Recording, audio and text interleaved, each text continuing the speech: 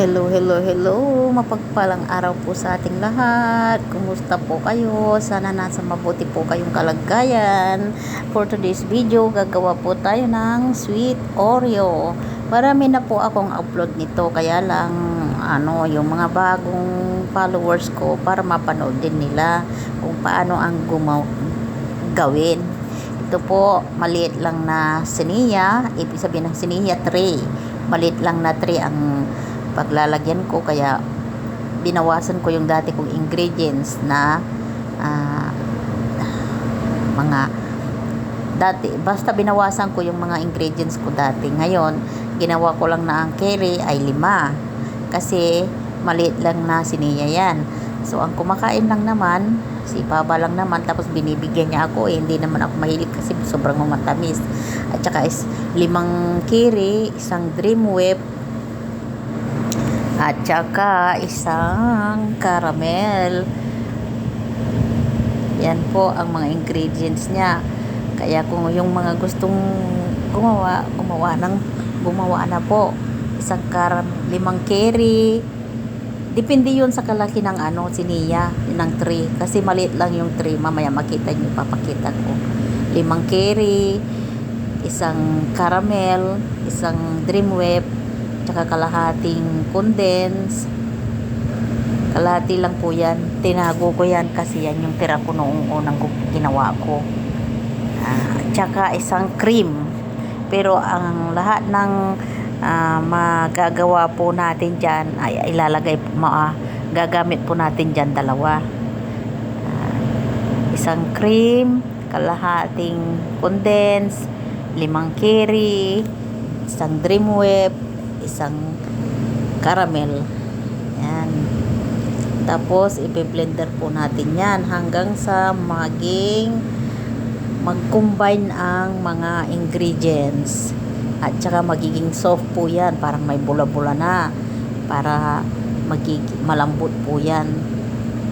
I-blender na natin ang i-blender hanggang ma-mix na masyado, magiging soft yan.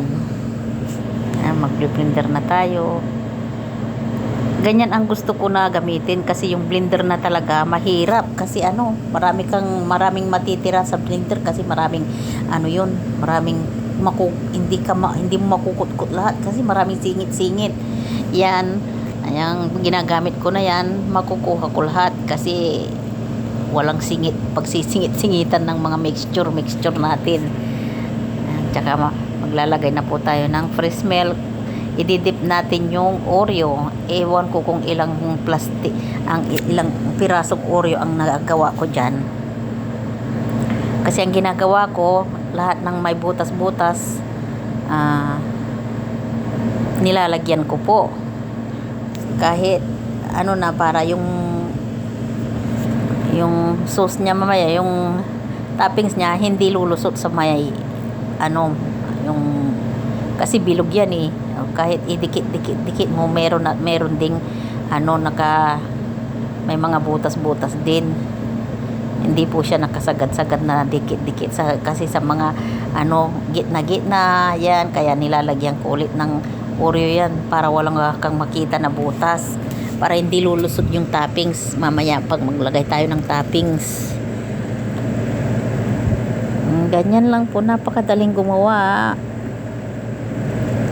Pero pag nandito yung madam ko, mabilis maubos kasi kumakain din siya ng gabi. Nagpapakuha siya sa akin.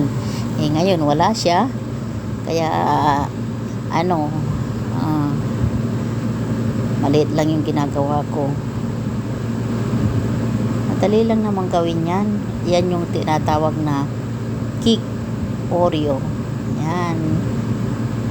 Kasi kaya ba yung tawag dyan?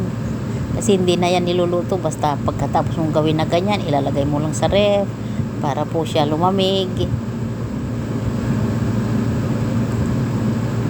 Yan yung binlender natin na toppings niya. Pagkatapos natin ilagyan ng toppings dyan, yung ilalagay na naman natin sa ibabaw, yung pangatlong layer is choco biscuit. Masarap yan, sobrang tamis naman, kaya hindi ako masyadong nagkakain yan kasi baka ang ihi ko ay langgamin na. Joke lang. Ang sarap po niyan. Try nyo pong gumawa mga lods kasi nakikita nyo naman kung paano ko gawin. Maliit lang yung siniya dyan. Sarap po talaga yan. Pang dessert. Sabi nga ni Divine yung anak ko, ma, pag uwi mo gawa ka. Oo, sabi ko, pero maraming ingredients. Yan, nakapantay po yung toppings niya para pantay po ang kakapal. At saka lagyan na po natin ng ang third layer, yung choco biscuit.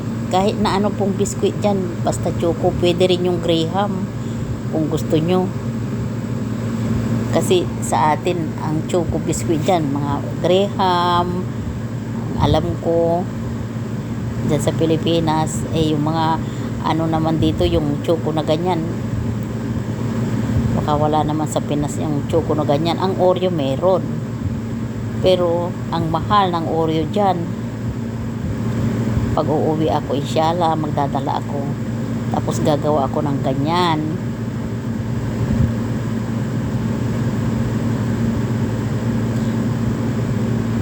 Yung mga bata-bata pa, gustong-gusto nila yung ganyan. Pero pagka may edad ka na, bawal na yung mga asukal, bawal na yung mamantika, bawal na yung maalat.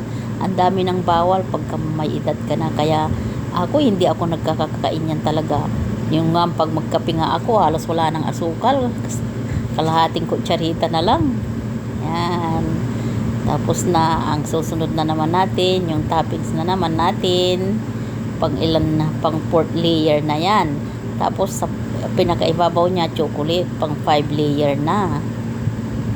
Ganyan lang, napakadaling gumawa. Try nyong gumawa mga lods para sa mga amo nyo, yung mga katulad ko na OFW dyan. Try nyong gumawa kasi sa kanila talaga mahilig sila sa matamis. Kasi ang kape nila hindi Nescafe, ibang kape.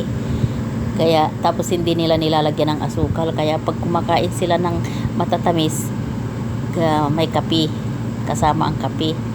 At saka yan, maglagay na tayo ng topping sa ibabaw. Galaxy po yan na chocolate. 5 piraso lang po yan.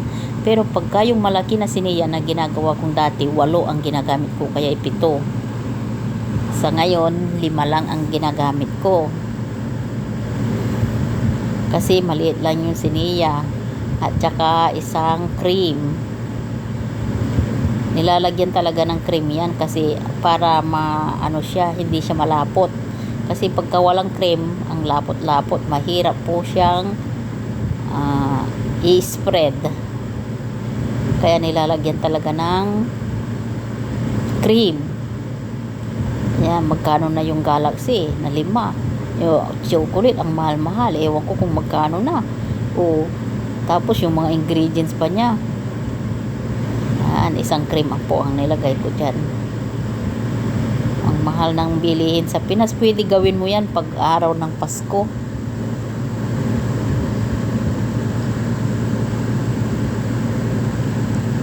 Yan, ilulusawin na po natin yung ano po, tubig sa kawali.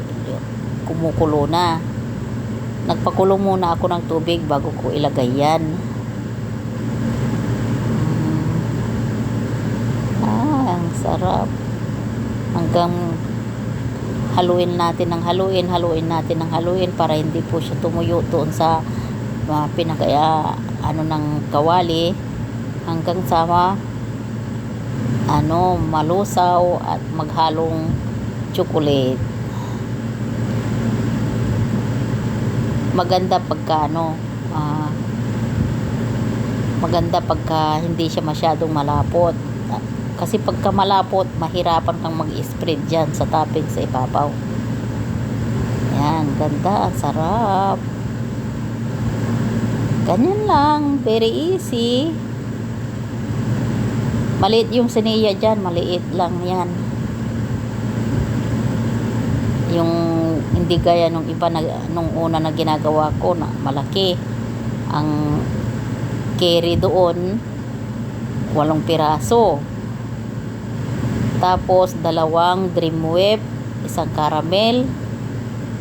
Tapos 7 na Galaxy. Diyan 5 lang.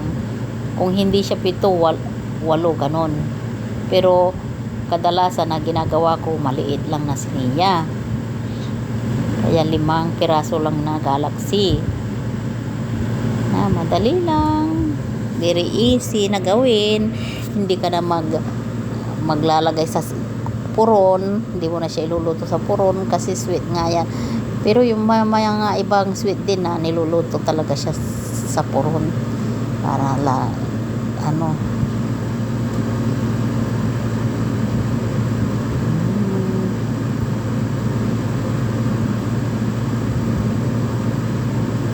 dali lang gawin. Tapos ilagay mo na sa ref. Sa tanghali pwede na kumain si Baba kasi naubos na niya yung sa kahapon, yung ganyan. Kaya ginawan ko na naman siya. Kailangan din pantay siya sa kapal, hindi yung makapal, manipis. Kailangan talaga yung pantay siya, pantayin para pare-parehas ang kapal. Yan, okay na siya. Yum yum. Thank you for watching everyone.